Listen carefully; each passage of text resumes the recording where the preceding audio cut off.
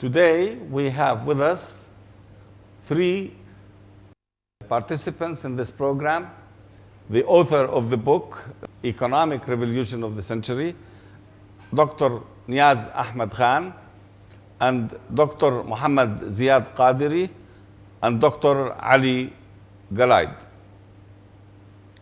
I would start with Dr. Khan by asking about the claims that he made in his book. Dr. Khan, you have made too many claims that you can solve the world's problems in 30 days economically, and that you can reward those that will prove you wrong $1 million. Is that so? Yes, Bismillah ar-Rahman ar-Rahim. This is correct. My first claim is this, that within 30 days, any state who implements this system will collect more than 1 year's budget within 24 hours, and within 1 month, at least 10 times more than it is needed to run the country. The production cost and the cost of living will go down by 50%. There will be massive employment, and there will be hardly any unemployment figure in most of the countries where there is a government. How it will be possible? It's something which is unique, but I will explain it to you in just 5 minutes how it is possible. America, a great nation, and a great nation of inventions, and great nation of recessions. All these problems are caused by United States of America, which we are facing now. But here I am going to help this great nation by suggesting that they float bonds on interest basis. My suggestion is that float bonds on non-interest basis. How it is possible? I will explain. Okay. If these bonds have to be floated, these bonds should have a massive incentive. What is that incentive? That $1 will buy 5 bonds in the first 30 days. Okay.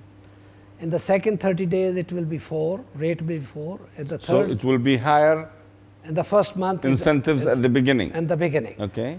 And the second month, it will become 4, and then it will become 3 throughout the whole year. Okay. So $1 is buying 5, 4, and 3 depending on the time when you will purchase these bonds. Okay.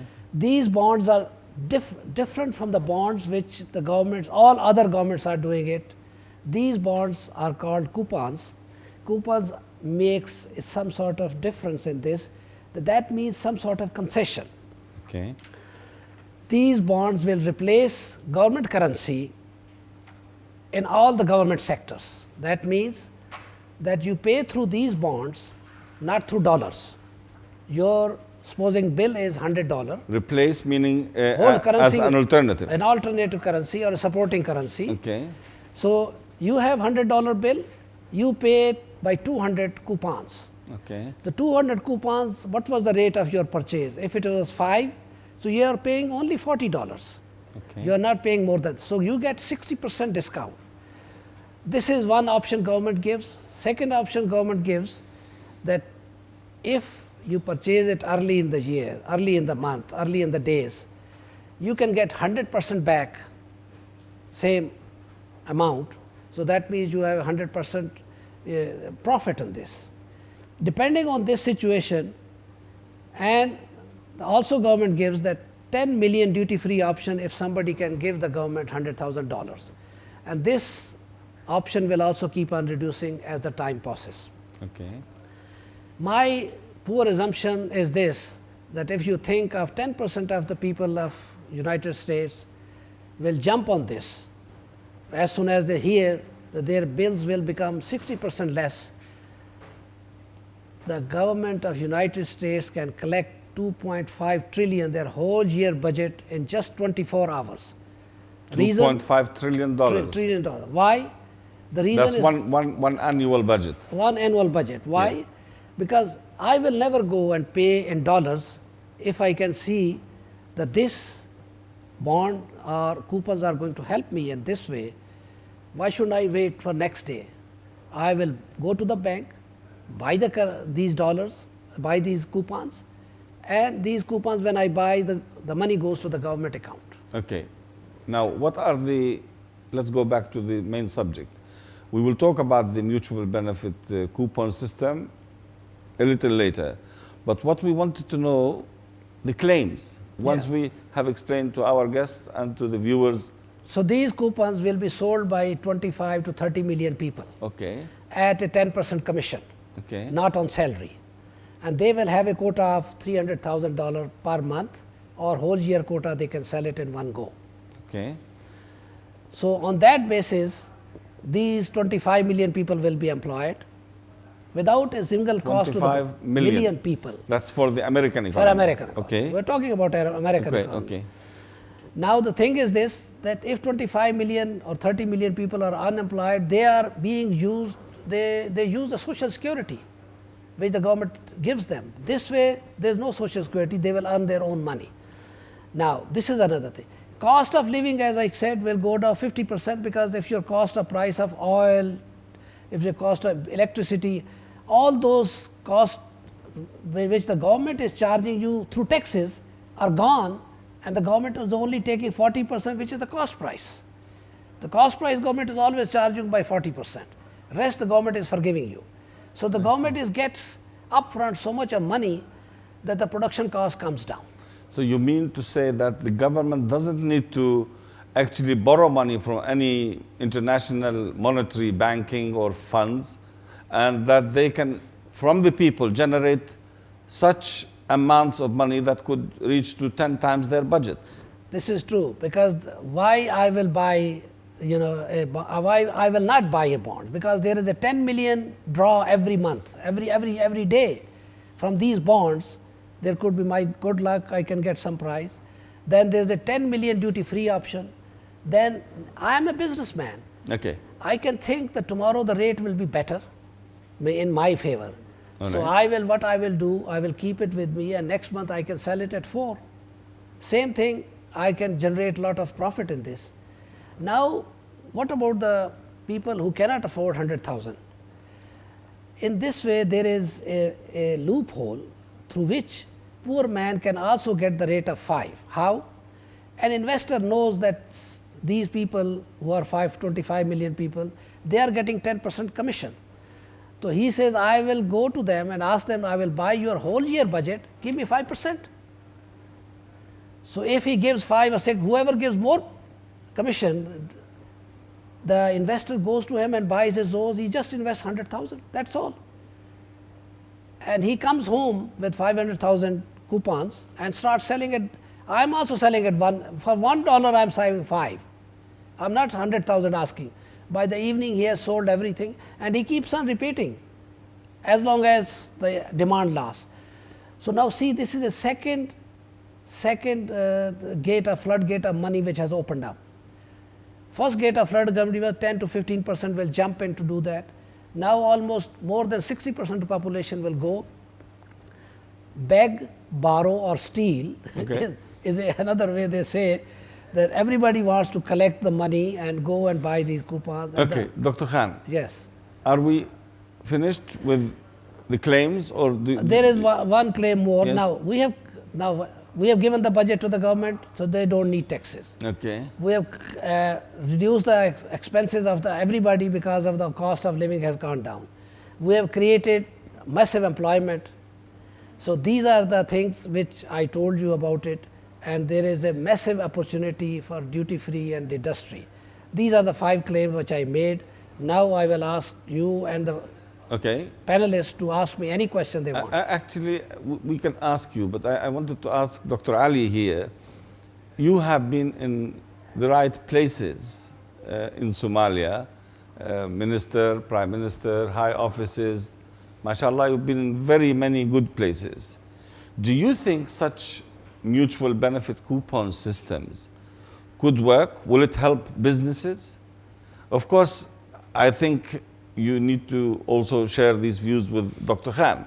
But do you think a system that is built on generating money from the people would make it possible? And the second question I would definitely ask is, how can these poor people afford to buy these coupons, from your experience?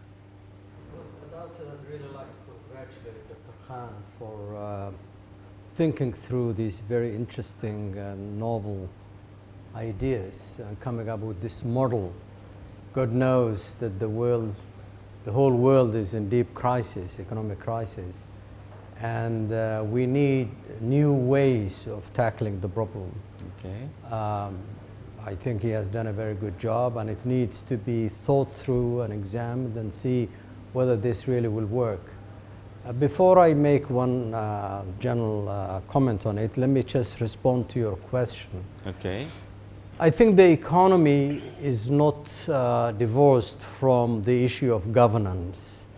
The first thing is, do people have faith in their government?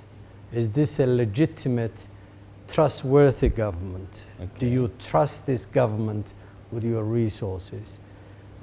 It's the government that's going to be playing the key role of price setting and coordinating. Implementation. Right, the whole business of these bonds.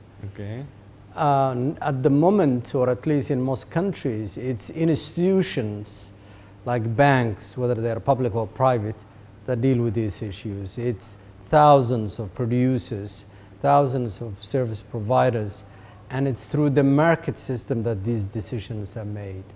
What Dr. Khan is suggesting is that there is going to be a central authority that's going to play the role of setting the prices. But will it have a say over the multinational companies? Governments in the West do not have a say over multinationals. The governments in the industrialized or post-industrialized countries, okay, technically don't have, they don't rule the multinationals. There are enough loopholes for them to play outside, primarily to avoid taxes, but also in terms of their production and where they want to move and the movement of capital from one country to the other. The fundamental issue here is that unless you have a functioning government, a credible government, a government that people trust with their own resources, I think this is going to be a pipe dream. I mean, sorry to say this, but I think this is going to be an idea, excellent as it may be, that won't fly because people will not jump on the idea. Okay. They will not be willing to buy these bonds. The second point I'd like to make in a place like Somalia, and Somalia is too generous, it's an unusual case because there is no central government. But even when there was a central government, I think the issue of the government handling this massive intervention in the economy requires a very trained manpower. It requires a very sophisticated levels of skills to manage this kind of elaborate sort of, even as for a small country. And more importantly, how do you ensure that this system will not be exploited? That you are a small country, a small economy, and you open for whoever wants to buy these bonds. How do you ensure that a small... You mean there are no tools to do it as yet? I mean, is it... From what I heard now, the issue of the first 24 hours, who has the capital to buy the 100,000 sort of lots? But I haven't heard, are there quotas? Are there limits to what an individual or a group or a company can buy? Or can a few players really dominate the whole buying and selling and use that for their own purposes? I see. So you can, it's not, you mean corruption proof? It's not corruption proof. It's not proof of really the misuse of the system. Okay. Because what exists now has taken millennia to develop and evolve, and there are built-in checks and balances. But for this to be installed overnight, I think it will be quite a risky step. Okay, thank you. Do you have to add any more about those things? What I'd like to add is that if we are going to have a look at this before we even look at the implementation level, this is the issue of behavior. We're talking behavior at the level of the individual, at the level of a firm, or say a group, the level of a firm, at the level of a nation, and internationally. And all of these are very much integrated. So the behavior of these different components have to be looked at and thought through. And I think there is no country, even the US, which is an island unto itself now. So whatever is done, unless this is done in a synchronized way for a whole host of countries, it's going to be massively difficult for a country or a few countries to adopt the system. Thank you, Dr. The first thing is trusting the government. Trusting the government is this: government is already selling bonds, and that even forget about the people there. Chinese are buying those bonds, Japanese are buying those bonds. A government which is not there, inside, but here. I think he meant there is a conflict of interest. No, it's no conflict of interest. But he said that there's no. He said that trusting a government. Yeah. Government is already doing this all over the world. They are selling bonds. We said, what I have done, I have not done anything. I said sell bonds, but through this purpose. In this way, if outside government wants to buy these bonds, no problem. But your inside people wants to buy these bonds because they will get benefited. It's a currency which is government supporting. The government says, take this currency, give me that currency. All right, we agree. The government will do it. Yes. The present government, whatever it is, Yes. right, they will implement it and they will secure that it is done. Yeah. So that they secure the interest of the nation. Interest of the nation. That's the main thing, right? Yeah. Dr. Quadri, you are listening to this discussion. Yes. What input you can give us? You see, I'm very skeptical. Yeah. To abolish altogether the taxes is to kill a philosophy, a social philosophy of allocation of burdens among people in a society.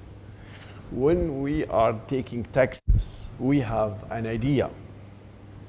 We want somebody who is consuming, for example, to give a part, but most of the taxes, the direct taxes. But he's telling you, direct or indirect, he's telling you abolishing it means destroying all the philosophy and all the so-called allocation of burdens. We have now 5 centuries where we were discussing the meaning of tax. No, but he said he's replacing the currency. He is offering a game. You buy with $1 5 coupons. I don't know how those will see.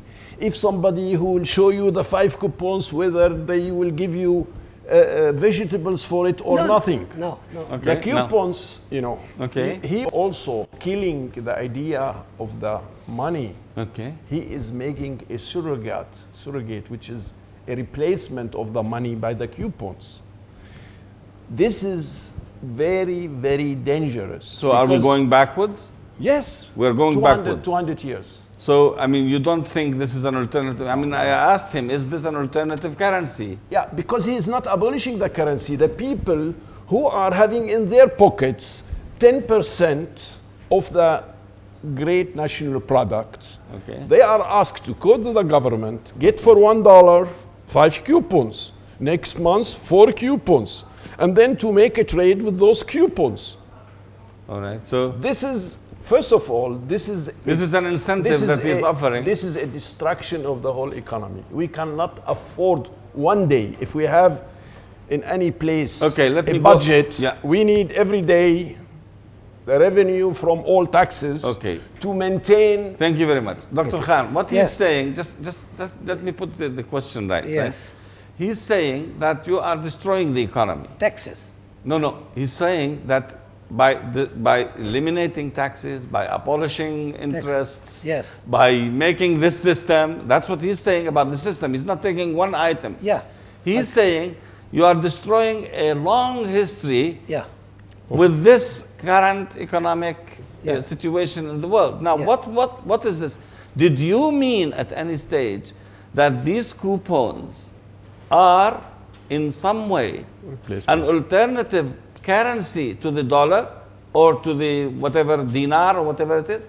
Or is it just a parallel currency? I understand that you will have to use these coupons internally inside the lands, but not outside the land. The other point that while you're answering, please tell this gentleman that if you have, if these coupons will help the economy as a whole, will help the businesses, or is it helping the individuals? How can it be used for businesses? Okay, now also? first thing is this. The option is this: government says why the taxes are taken. Why the taxes are taken to run the economy. If taxes are not taken, then how they can run the economy? That means actual crux of the matter is money. If the money is not there, generated through the taxes, is there any other way through which the money can be generated? And if the money can be generated through other way upfront, then the government has option to remove the tax or keep the tax or increase the tax. But you make it look as if it's about money, about collecting Yes, money. it is collecting money. There is It's nothing- about collecting money. Yes. It's not about setting up a system. No. All right. No. So the system, the old system will apply. It is still the same. Okay. There is, if the government says I have 10 times more than the budget I have got it, but I still want taxes, let it be. There is no question that we are saying taxes can only be removed if the government wants it. If the government has only, my claim is this, that if the government gets 10 times more amount of money, whole year budget in 1 month, Okay. will he still apply taxes? This is what my aim is. But if he wants to apply, let it be.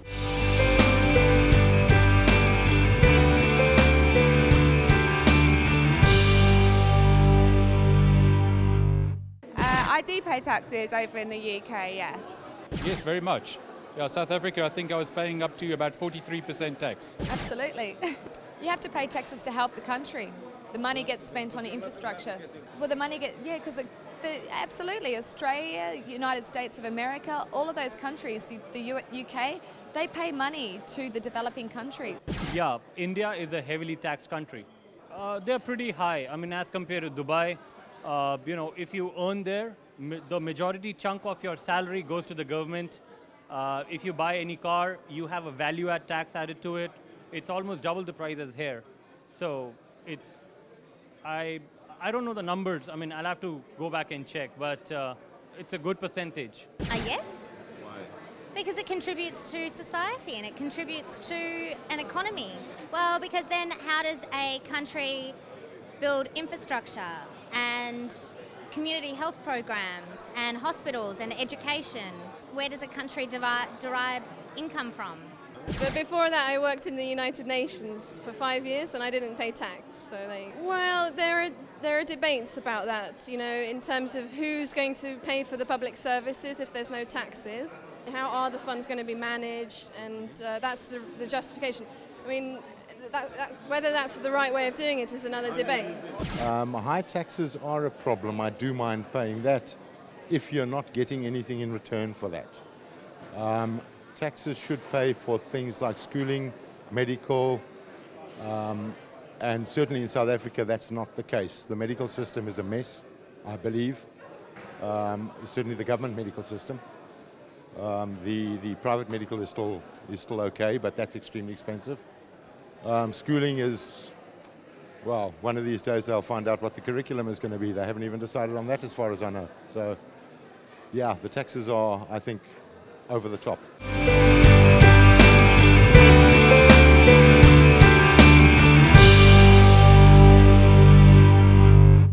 If you can generate within 30 days, not 24 hours, 30 days, if you can generate from 2.5 trillion to 30 trillion, that is 10 times. Why do you need taxes if This you is have an this? illusion, sir. How? The money we are printing, the money is an equivalent and counterbalance to our great national product. Okay. So if it's not the sense that we go to and milk and get money together for the government in what we are fighting now about 1% increase in one tax. Okay.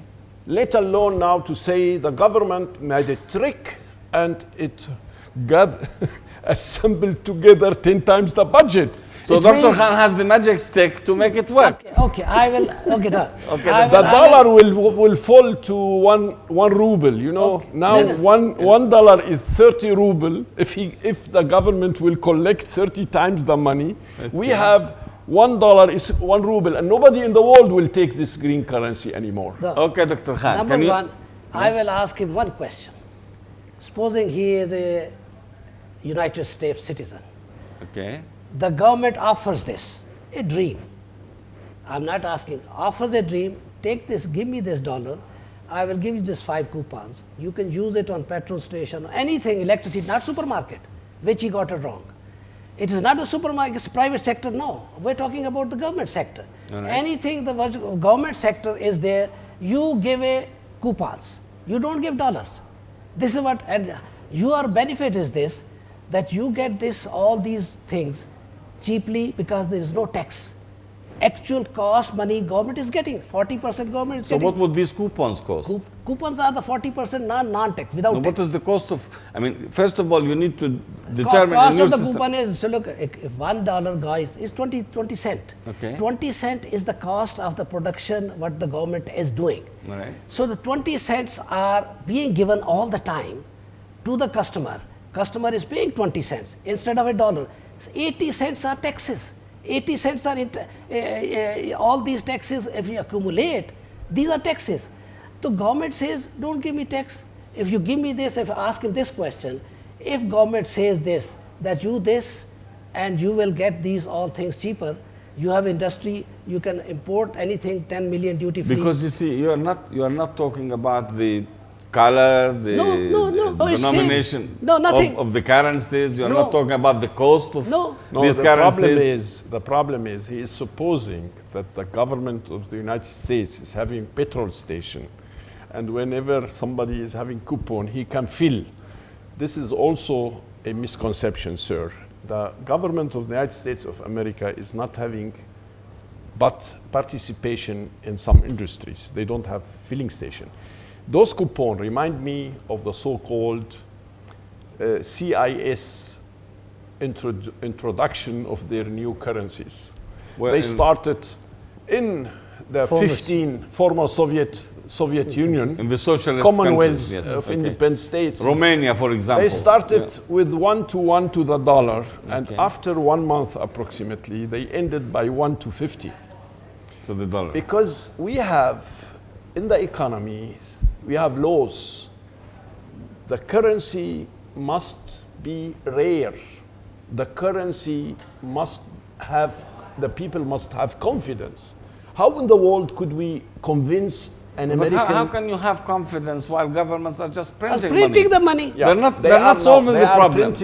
Printing the money exactly pari passu in the same step to the development of the economy. They are keeping a rate of almost 10% of the year per annum national product. Thank you, Doctor. Just- Dr. Ali, do you have something to? no. I will come back to you. Let me just have an No, input. I will forget that. No, how? Petrol stations are being charged taxes. Actual cost is 40. Actual cost of the petrol is this. Whenever the petrol is brought in, they are done by the private sector, but a lot of taxes are charged to them. Okay. So this is what I am talking. Those taxes will go away. This is what you think. The thing is this: Dr. Ali, just give him You one. remind me. 600 and $780 billion printing. What backup? No backup. Now, I think Dr. Ali can have a contribution, but you're insisting to talk. Because So otherwise, forget. I'm an old man. that's why you have a pen, Dr. Khan. Yes. Please write the notes so that we can give equal But opportunities. this is a better way to, Okay, fine. reply Go in ahead. the same So way. right. The viewers will forget. All right, But no. he said, petrol stations are owned by private sector. But who owns the taxes? They are put by these government. They are